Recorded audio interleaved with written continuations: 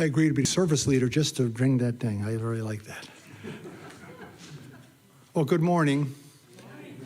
Please find your seats and prepare for this morning's services.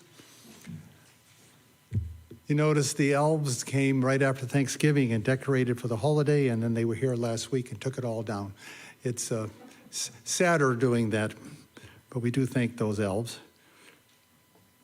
It's interesting, this is the first time I've worn a tie in a while, and it took me 7 times to...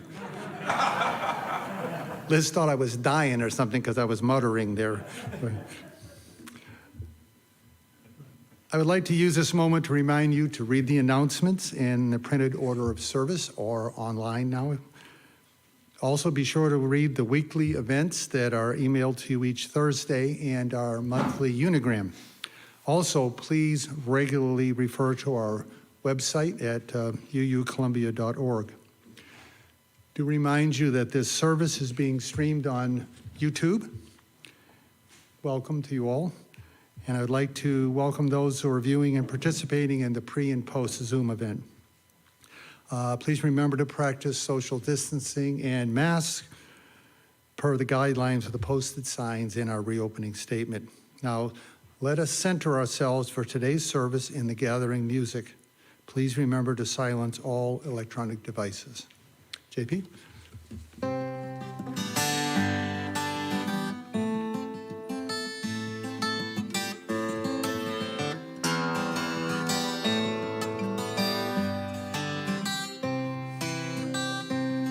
Have you seen the old man in the closed down market? Picking up his papers with his worn out shoes. In his eyes he sees no pride, held loosely by his side. Reading yesterday's papers, telling yesterday's news. So how can you tell me that you're lonely, and for you the sun don't shine? Oh, let me take you by the hand, I'll lead you through the streets of London. I'll show you something that'll help you change your mind. Have you seen the old gal who walks the streets of London? She's got dirt in her hair and her clothes are made of rags. She's no time for talking, she just keeps right on walking. She's carrying her home in 2 carrier bags. So how can you tell me that you're lonely, and for you the sun don't shine? Well, let me take you by the hand, I'll lead you through the streets of London. I'll show you something that'll help you change your mind. In an all-night cafe about 11:15, some old man sitting there all by his own, looking at the world over the rim of his teacup. Well, each cup lasts an hour, then he wanders home alone. So how can you tell me that you're lonely, and for you the sun don't shine? Well, let me take you by the hand, I'll lead you through the streets of London. I'll show you something that'll help you change your mind.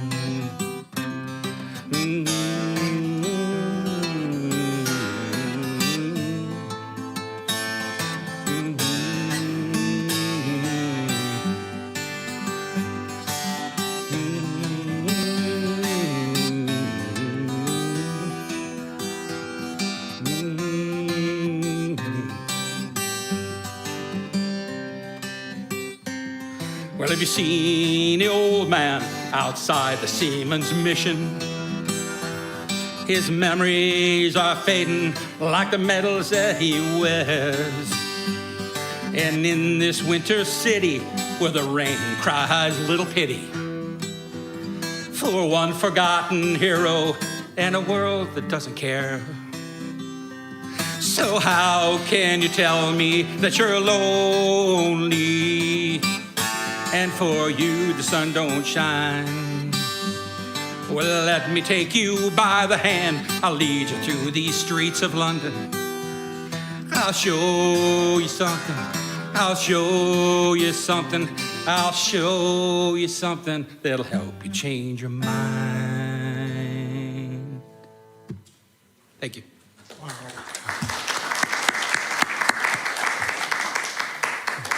Thank you, JP.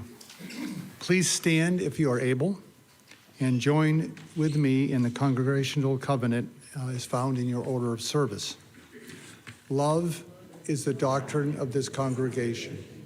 The quest for truth is its sacrament, and service is its prayer. To dwell together in peace, to seek knowledge and freedom, to serve others in community, thus do we covenant with one another. Please be seated. Welcome to the Unitarian Universalist Congregation of Columbia. I'm Phil Turner, and I'm your service leader today. Unitarian Universalism is a diverse and non-creedal religion. We are a covenantal religion, which means we don't have to believe the same in order to treat each other the same, with respect, equity, compassion, and dignity. Our community is based on deeds, not creeds. As Unitarian Universalists, we side with love, embracing all people regardless of age, color, race, socioeconomic status, physical ability, or religious background. We are a welcoming congregation, which means we also embrace LGBTQ individuals. We encourage everyone to wear name tags so that we may know each other better. Board members wear green name tags, and they always welcome your comments, questions, or suggestions. Would the members of our Board of Trustees please stand so that you may be recognized? Thank you. At this time, we would like to recognize any guests or visitors who are with us today. If you are willing and able, please rise and share with us your name, where you're from, or if you have guests with them, please feel free to introduce them. Reverend Robinson will carry the microphone.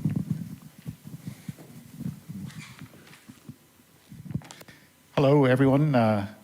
We are Dee Dee and Tony Herson, and we are newcomers from Austin, Texas. We've just recently settled in the area. Thank you. All right, welcome.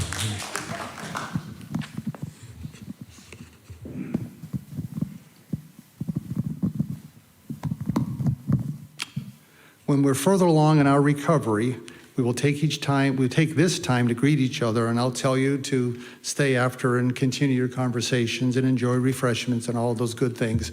But until then, weather permitting, after service, we can visit outside. Our chalice lighters today are Johnny and Sharon Matchett, who are joining us virtually. They join us each at the pre and post service. Tell you a little bit about Johnny and Sharon. Of course, we all know her, but this is the details. Sharon grew up in Madison, New Jersey, and is a graduate of Butler University with a Bachelor of Music and Vocal Performance. John is an Orlando, Florida native and a former Marine and retired designer. Sharon and Johnny have been married 22 years, and they have 3 daughters, Meredith and her sisters, Robin, Emily, and Robert. They met in 1992 when Sharon, recently divorced and living in Longwood, Florida, became an independent representative selling promotional products. Johnny was her first client, but it was 2 years before they had their first date. Sharon said she couldn't afford to lose his business if it didn't work out.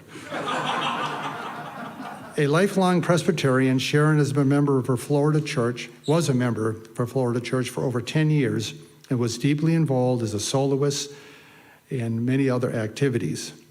Her social circle consisted of church friends and musicians who were happy to welcome Johnny and to celebrate their marriage in 1998. Over the next 5 years, Sharon began to realize how at odds her personal religious beliefs were with those of her friends. She became increasingly uncomfortable with the covenants of the Presbyterian Church as a whole and with her church in particular, as it became more evangelical and non-exclusive. After daughter Emily and her husband transferred from Florida to Columbia and then produced the one and only grandchild in 2006, the new grandparents only lasted 2 more years before moving to Columbia. Many of us are in that same shape.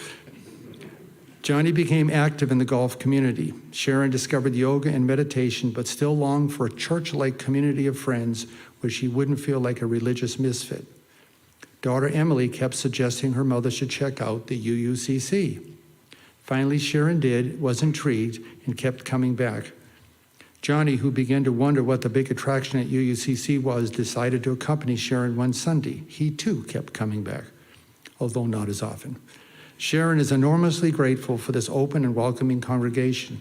She's involved musically again, feels spiritually connected, loves the idea of deeds, not creeds, and is relieved and happy to identify as an atheist. Johnny's happy that Sharon's happy and likes that his own personal truth is just that, his own and personal.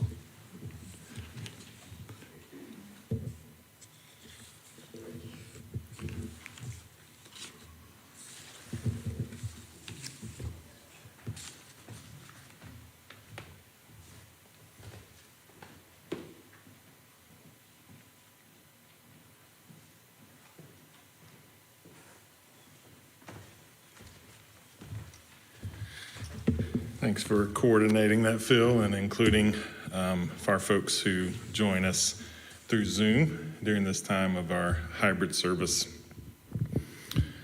One thing that struck me in what Sharon wrote is that she said she felt like a misfit, but she never said she stopped feeling like a misfit. She just joined a community of misfits. So that's one way to handle that. So if you're Austin weird, you might feel right at home among the weird. This morning I share a poem entitled Oneness Song. It's actually written by Frank Cavano, who is a retired physician and lives in Bluffton, South Carolina. Poem set to music. You are a poem set to music. You pour from somewhere unknown, your melody sweet and true and given to all. I but need to forget where I think you are and let you be. Thus I do not find you in the words, but between them. I do not find you in the notes, but behind them. Oh, when I know that I don't know, I no longer block your way. It is then I hear the melody that has lived forever, and it sings to me of heaven, and the words become a single, unconditionally loving word, a song that tells me we are one. This time in our service, we light candles for those who are celebrating joys, those who are communicating concerns to this community. We always have candles in the foyer with an opportunity for you to grab a candle and light any joy or concern that you would want to share. I invite you to come forward at that time and briefly share your joy or concern and light one of the candles.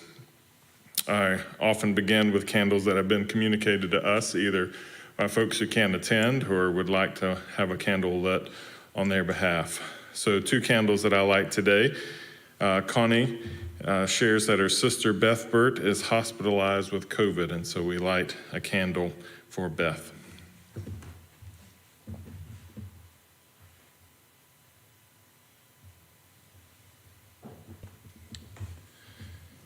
And then Judy Turnipseed asked me to read this and light a candle this morning.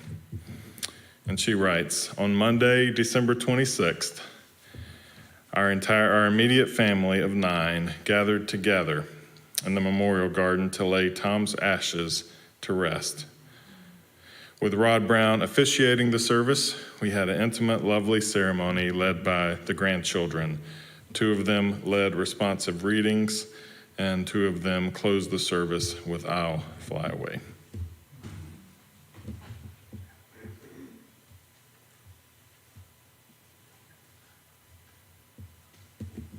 This time I invite you to come forward with any candles you have.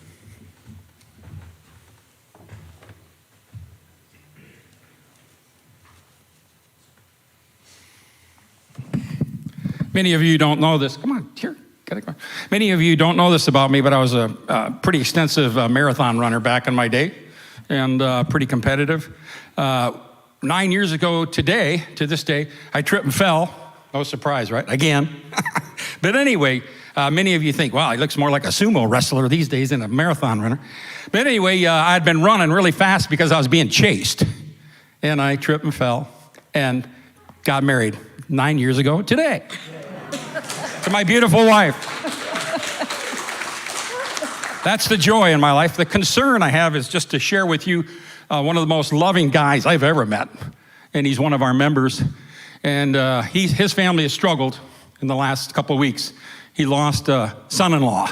John Logue and Caroline have been with them, and it's been really hard for them. And love you, John, and love you guys out there, and I wish you very well. And I light this for you guys. This is my duplicate candle, in case anybody wants one. Communication is not our strength.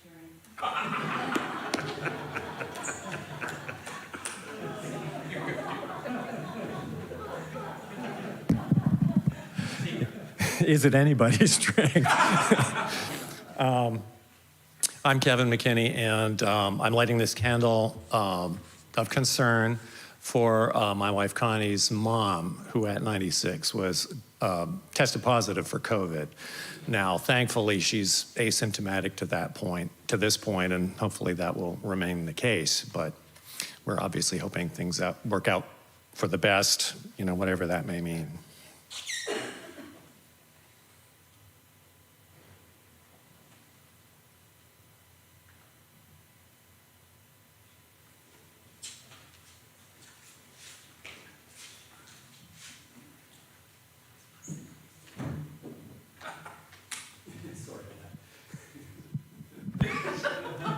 There we go. Let me fix it for you.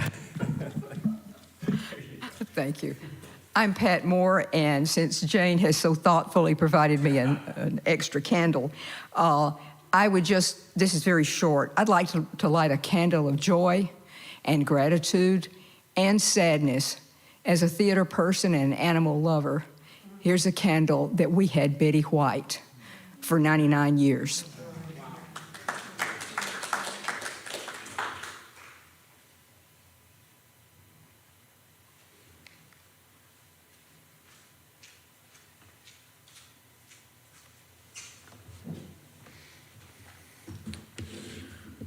As we start this new year, we're also going to be adding a candle each week for those who are dealing with chronic illness on an everyday basis. And we have many in our congregation, some that want to be named and some that want to be named or remembered in anonymity. And so we hold them this morning. Of course, we know Bruce and Nick constantly are dealing with a daily basis of Nick's illness. And so them, along with so many others, we are holding this morning.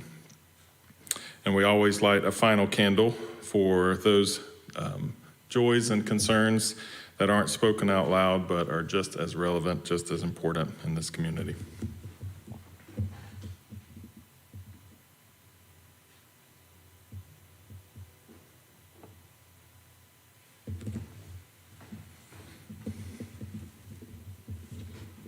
I invite you to just take a few breaths in silence and remember everything that you've heard and felt, and hold all of these close to our hearts.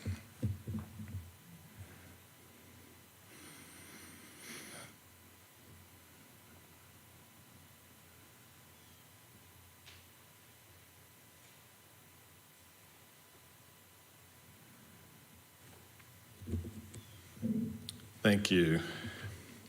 As we prepare for our offering this morning, the Share the Plate recipient for this month is the very important fund here at the UUCC, the Minister's Discretionary Fund, which gives an opportunity for myself and working alongside the Caring Committee a chance to provide care and support and immediate funds to those who are in need. And we have so many that we reach out to on a constant basis, and are providing care both in our community at the UUCC, but also in the community around us. And of course, this is done discreetly, so it's not publicized here for us to know, but just know that that fund is continuing to do good work. So if you'd like to contribute to that, you can obviously put cash in the plate because it's a sharing of the abundance, but you can also write a check or make a donation online to share the plate for the month of January. Our offertory this morning, I believe, is a recording. Is that right, David? And it is, in the absence of Anna this morning, we are so thankful for both JP and Kevin providing beautiful music. And we will enjoy this recording of the Loving Kindness Meditation with Sharon, who is our chalice lighter, singing, and Anna Hamilton on piano.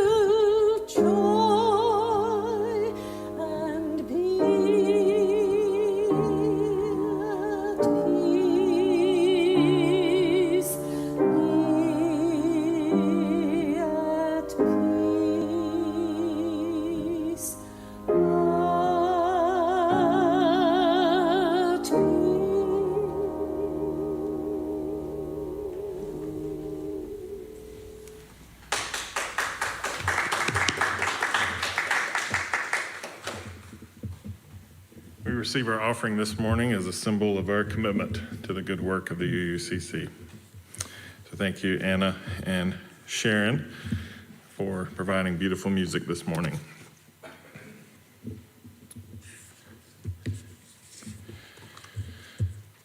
Well, it is January, and it's January 2nd, so I would imagine this point in 2022, you've had ample opportunity to break any resolutions that you made. So for that, we celebrate and also encourage you to re-resolute yourself to whatever it is you're working on. This new year was, as often with New Year's, we anticipate hopefulness, we anticipate lots of energy for change and for good things. Looking forward into this year, and unfortunately, with so much that's going on around us, particularly with rising COVID numbers, we feel more of the same as we continue to struggle through the pandemic. One of the things that we celebrate in January is an opportunity to partner with the Interfaith Partners of South Carolina and kick off an entire month of Interfaith Harmony, as the Interfaith Partners commit January in South Carolina to Interfaith Harmony Month and provide a number of events, opportunities for conversation, for learning, for growth, for connecting among religious traditions. We may have many visitors that come during this month of January, so I always encourage us at the UUCC to be on our best behavior in January. You can take the other 11 months out of the year and not be on your best behavior, but at least put our best foot forward through the month of January as we welcome those who are often drawn to the UUCC because it's an opportunity given on any given Sunday to experience a diverse religious and spiritual experience, because that is one of the things that we value and hold true in this space.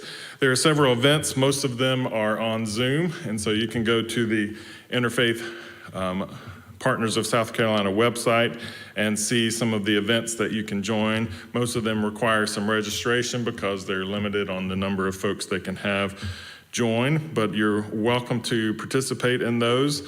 Some of the talks are meant to be philosophical or theological and conversation of learning about each other. Some of them are focused on very specific issues. There's one event coming up on the 8th on free thought society in the Midlands, focused on morality and how do we develop a moral campus that extends across all spiritual traditions and all religions.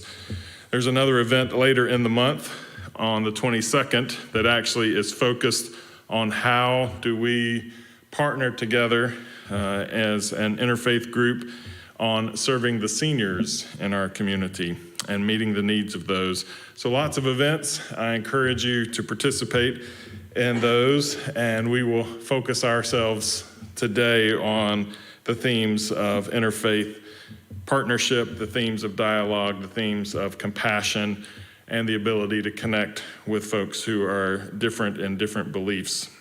As we do that every Sunday when we gather in this place, because rarely is it that we find two folks who agree completely the same, even if they stumbled into marriage, right?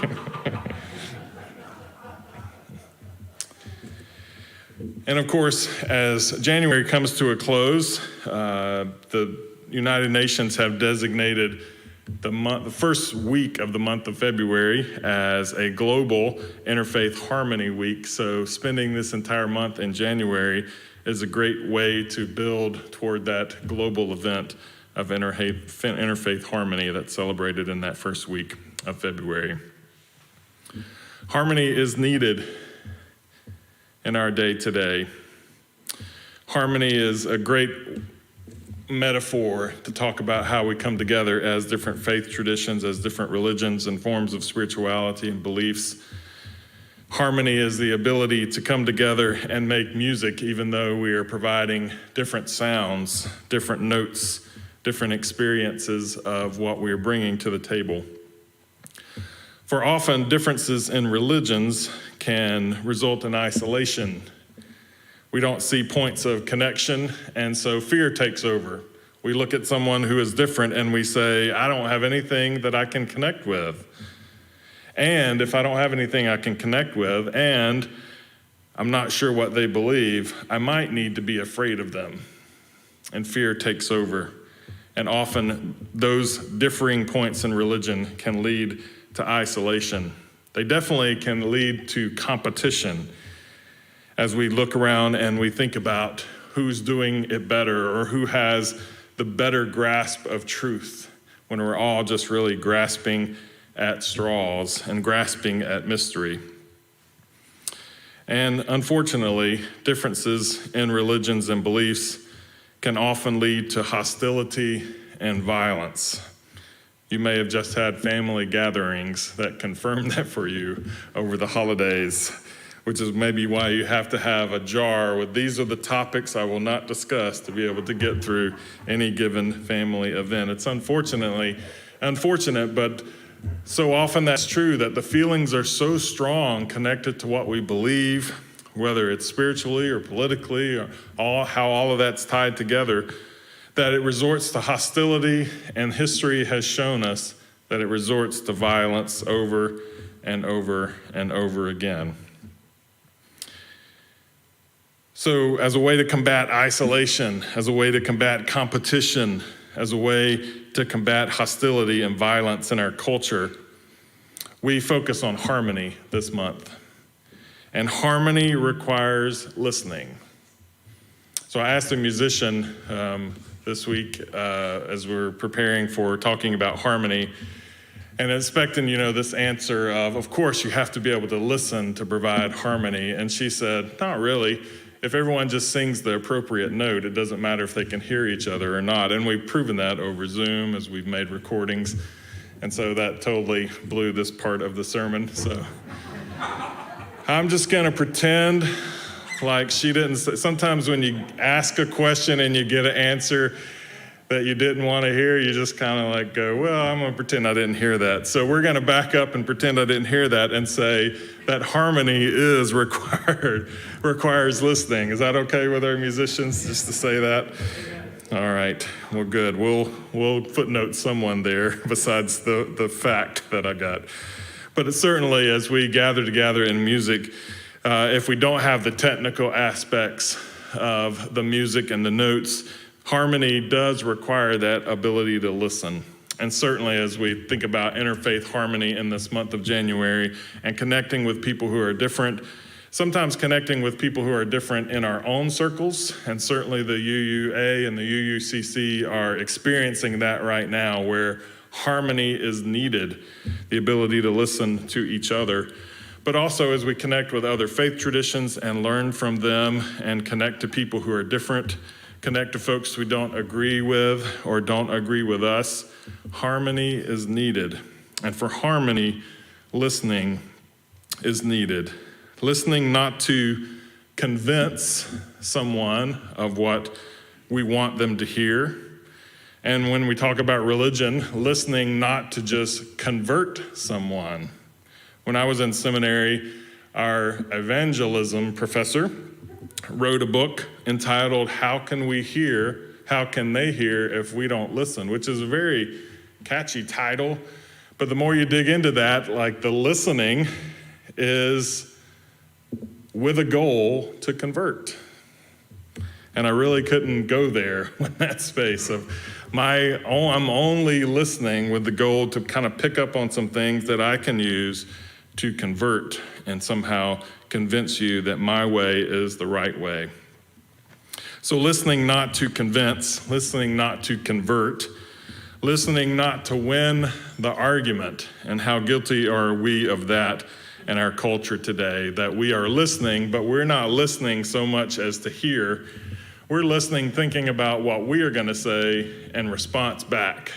It's the form of debate that we often have put on a stage as a practice and an exercise to do for a particular thing. We've kind of turned it into a daily routine of I'm only listening so that I can formulate my response back to you and somehow win this conversation. And if I win this conversation, then I will feel great about myself.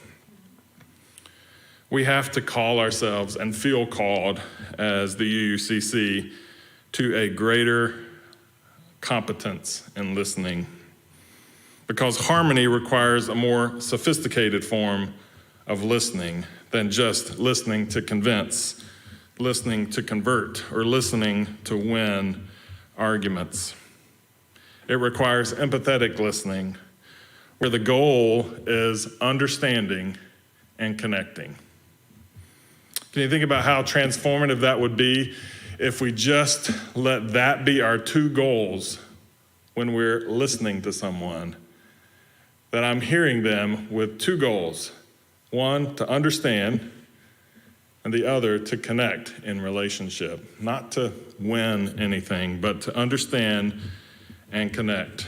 A wise priest was once asked by a reporter, "You pray a lot. I've noticed that you and your congregation pray a lot, so what do you say when you pray?" And the priest said, "I listen." And the reporter said, "Whoa, well, what does God say?" To which the priest said, "Oh, God listens too." Can you imagine if our prayers, our conversations with each other, our attempts at dialogue were actually just that, listening? My mom used to tell me, God gave you 2 ears and 1 mouth, and that means something. And I think there's some wisdom there, that listening is so important and so connected to what we need to do in the goal of interfaith harmony.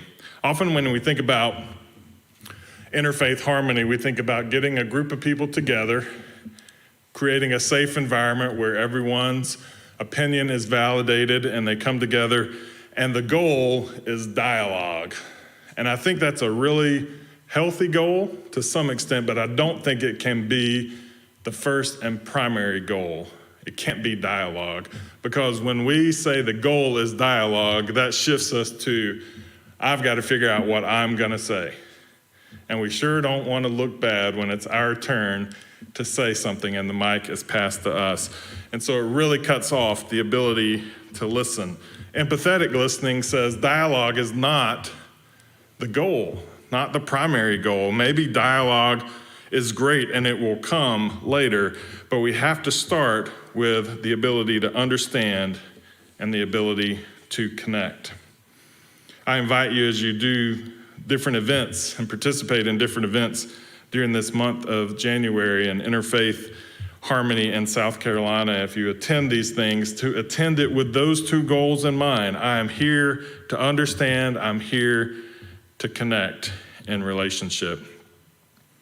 The Journal of Contemplative Inquiry wrote an article a few years ago highlighting the work at Westfield State University of the Interfaith Advisory Council that's comprised of faculty and staff and some students, because they saw, as a result of the 2016 election, a real need in our culture for dialogue, debate, and for interfaith work to happen and to do the art of listening. And they write in this article that many people think that dialogue begins with speaking, but its starting point is listening, developing meaningful relationships, shared values, broader worldview, and the respect for the experience of other people.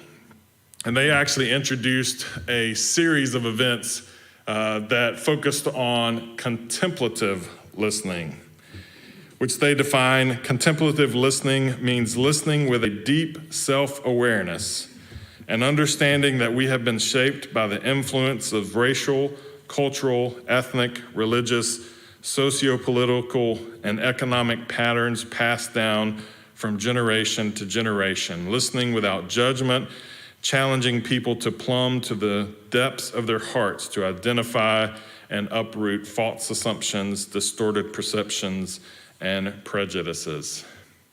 As much as I like the phrase empathetic listening, I really believe that this model is a better way. Contemplative listening, because it's not just inviting us to pay attention and understand the person that we are listening to, but it's also inviting us to pay attention to ourselves and understand where all of these feelings, all of these responses, all of these assumptions are coming from inside of us in our experience, in our history. So this is a beautiful article, and it's about 20 pages long, so I can't summarize all of it. But one of the things I wanted to highlight is in this work, they had two meetings. And they had two meetings because the first one was so successful. And they intended on this university having, after the model of the World Cafe, just bringing everybody together, creating this experience of listening to each other with specific questions. And listen to these questions. This was the first event. Can you imagine going to an event like this? First question, how has your religion shaped your identity?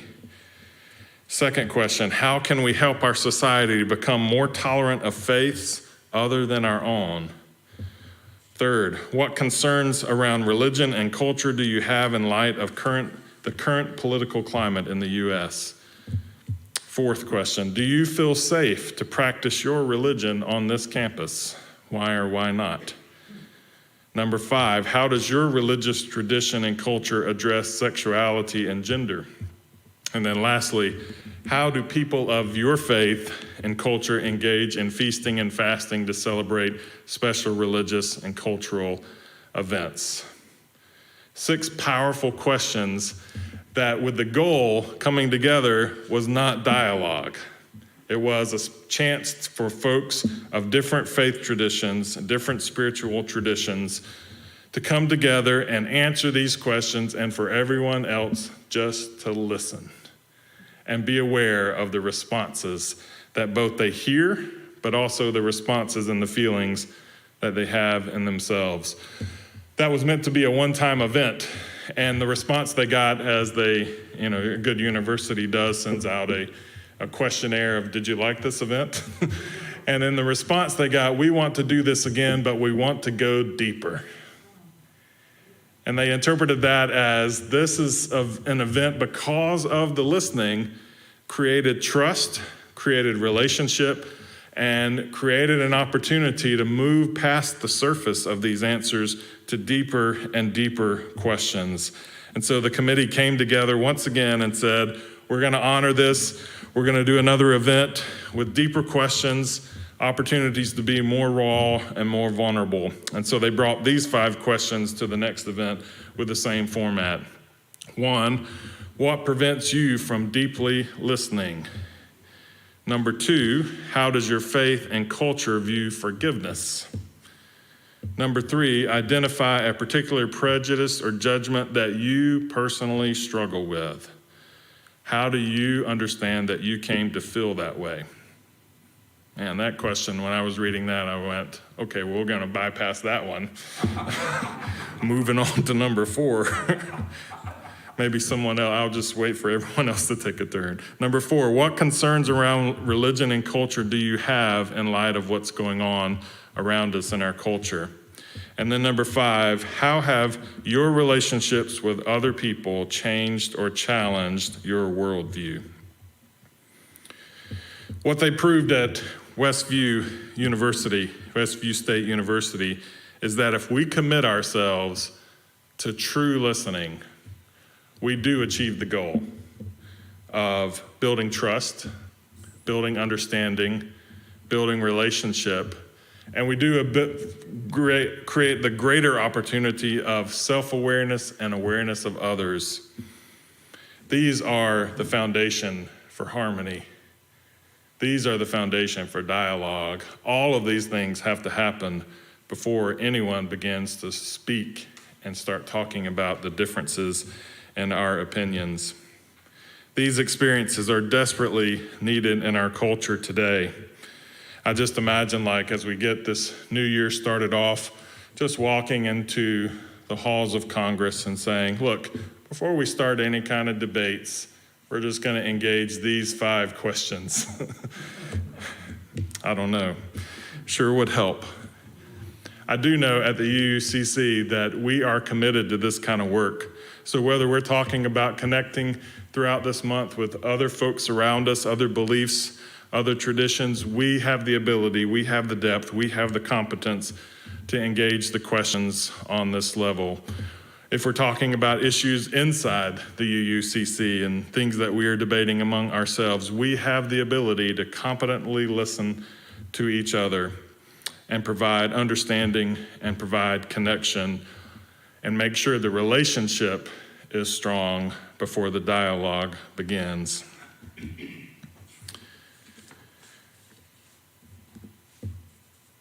In the ancient Chinese language, the ting symbol is the symbol for listening. And this Chinese character for listen really captures the full spirit of listening. If I had a picture to show you, you can look it up, but it's basically 4 symbols that come together to form this Chinese character. The upper left part of the symbol stands for the ear. The ear to hear the words that the speaker is saying. The lower left part of the symbol represents king or dominant one, which means that hearing is the most important thing that we will ever do. In the upper right-hand part of the symbol, we see the mind, and the mind aids in understanding the words that the speaker is saying and the message they contain. And below that is the eye, which is any nonverbal message that the speaker might be sending. And then in the bottom right-hand side is the symbol for the heart. The heart tells us that we, with our ears, with our mind, with our eyes, have to listen with our heart, all captured in one symbol for the word listen. So think about that. Next time someone invites you to listen, remember the image of the symbol, that we listen, and it's the most important thing you will do. You do it with your eyes, your ears, and your heart.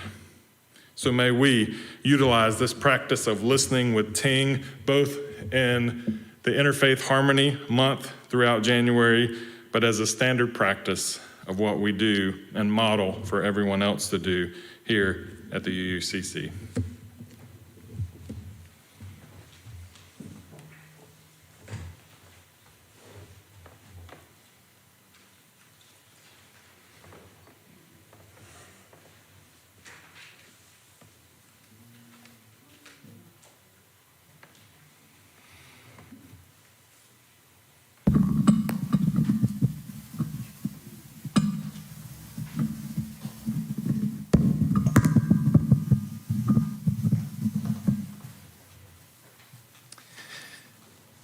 I think we all know Peter Meyer, and probably he'll always be known for having written Blue Boat Home, his own words set to the Hifrudal hymn tune. But his songbook goes a lot deeper than that. Peter does this for the guitar nerds out there. There's probably a couple in this crowd, I think. He does this in drop D tuning, fingerstyle on acoustic. And he plays it with a groove that's as thick as a glacier, but a whole heck of a lot warmer, which may explain perhaps why I choose to do it on electric up-tempo with a vaguely punkified sensibility.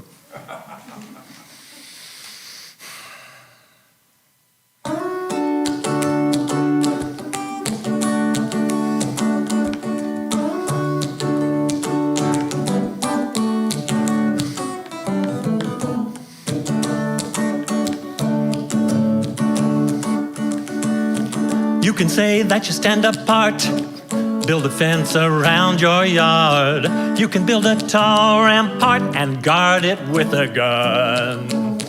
You can dig yourself a moat, burn the bridge and burn the boat. It won't matter that much, you know, 'cause all the world is one. All the world is one.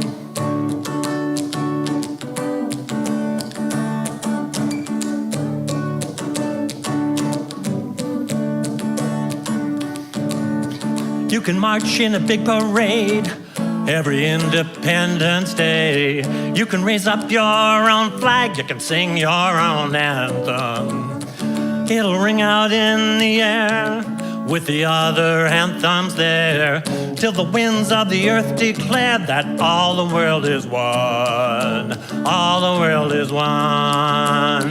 Go and ask the Buddha when he's sitting under the tree. Go ask Walt Whitman when he's looking out at the sea. Ask Alan Shepard when he's standing up on the moon, staring at that pearl of blue.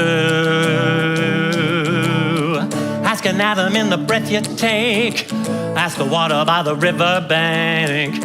Ask a strand of DNA, 'cause it's written in your blood. One life running in your veins, one light from one big bang. You can try and separate it, but all the world is one. All the world is one. Go and ask the Buddha when he's sitting under the tree. Ask Annie Dillard when she's up on Tinker Creek. Ask Alan Shepard when he's standing up on the moon, staring at that pearl of blue. Oh, you can take an outbound train, try to make a getaway. You can trike off like a John Wayne into the setting sun. But Earthlings, we don't leave town. We just go round and round until we figure out that all the world is one. All the world is one. All world is one.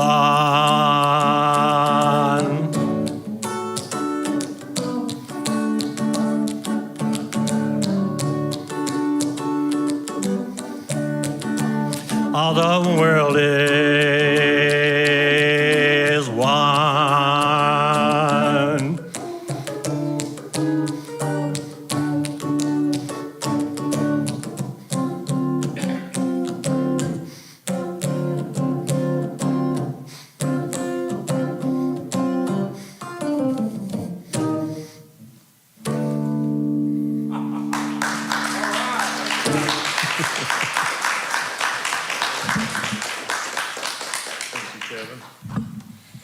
The rain out there just makes me think instead of heading home, we should just let you and JP do a little jam session for us. So as we extinguish the chalice today, may we be inspired by the quiet stillness of this flame. You and I can create beautiful harmony by being quiet, being still, and listening, truly listening.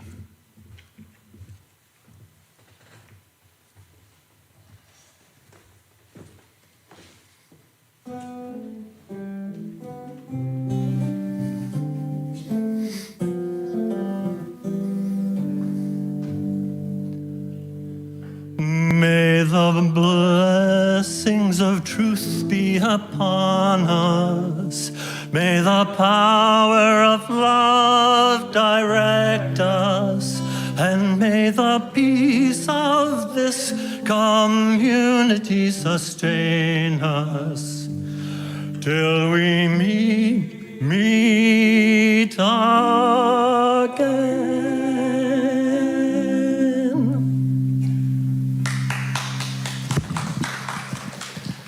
Thank you, JP and Kevin, for helping with the music today. And thank you for being a part of the service.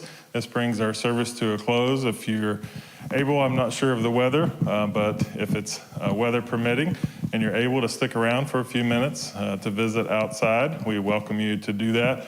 And especially if you're a guest, to give us an opportunity for you to meet us and for us to meet you and get to know you better. Thank you for being here today.